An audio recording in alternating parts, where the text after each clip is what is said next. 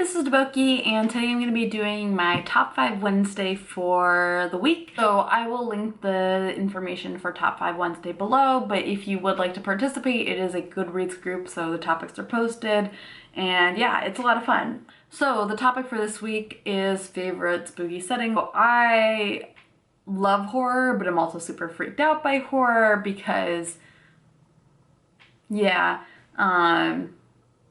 I am super easily scared.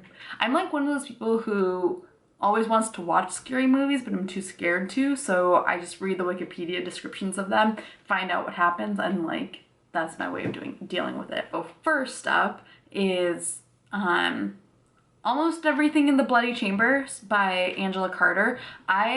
If you love retellings of fairy tales, and especially if you love horror retellings of fairy tales, you have to read The Bloody Chamber. This is a collection of different horror adaptations of fairy tales. They're all amazing.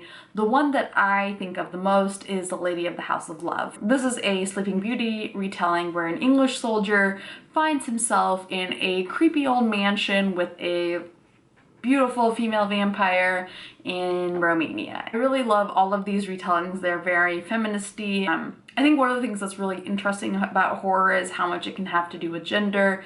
I mean, I will make anything about gender, but horror and noir I think are particularly interesting to me in those regards.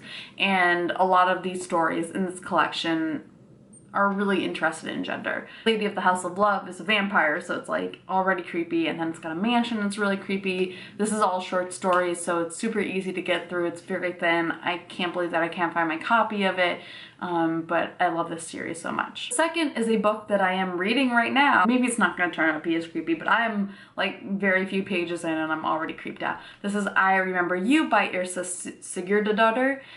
This is an Icelandic crime novel, or this is a ghost story set in Iceland. The writer is actually Icelandic and it's been translated into English. I'll be reviewing it when I am done, but basically, like, I've been to Iceland twice. I love Iceland, it's beautiful, but especially as someone who has lived in a city for the past few years, there are times where it is a little bit unsettling how few people there are in Iceland compared to, you know, major US cities.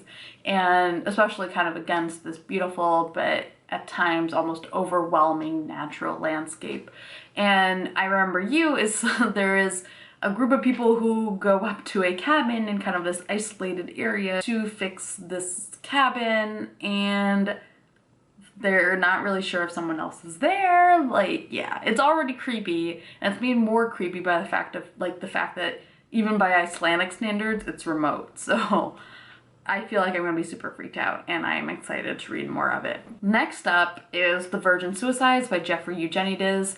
I have a thing about like creepy kind of families or creepy kind of like towns, and Virgin Suicides is like kind of a weird book for me, but I really enjoyed Virgin Suicides, weirdly. It's especially weird for me because a lot of times books told about women from the perspective of men weirds me out even more.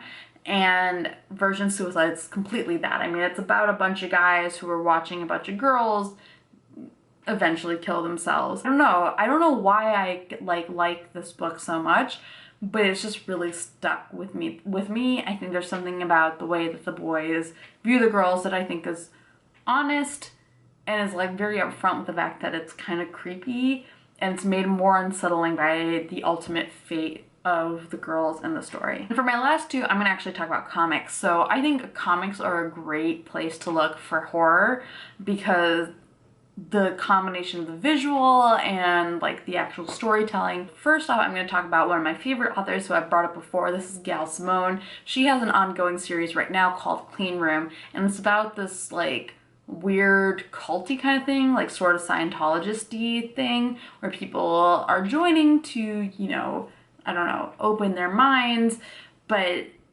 there's kind of like this insidious underbelly to the cult, and you're not completely sure what's going on. But then, unlike Scientology, the deeper you kind of delve into it, the more you realize that like not everything is like what you might think of as evil is maybe not what's actually evil. And Clean Room follows the story of a girl, or of one particular woman whose partner killed himself after kind of getting enmeshed in this group. And it's just really deeply unsettling. It has a lot to do with mental health and all of these things. I think anything that deals with internal demons is already completely just like terrifying, and Clean Room really builds it out into a visual state that is even more scary. And last, another comic is Nailbiter, which is a comic created by Joshua Williamson and Mike Henderson. Nailbiter basically is about this town that has somehow produced a whole shit ton of serial killers. So again, like, I love creepy towns. I really love, like, you know, there's a city or there's a place with like a secret and you don't know what it is. And Nailbiter is all about this. I need to catch up on it, but it's just so unsettling. Like, you get to know some of the serial killers that have been produced by this town and you're just like, ugh, like, I don't know, it's so skin crawly at times, especially with a name like Nailbiter. I think you might kind of know what's coming. It's kind of gross. Oh my god, Halloween is only a few days away.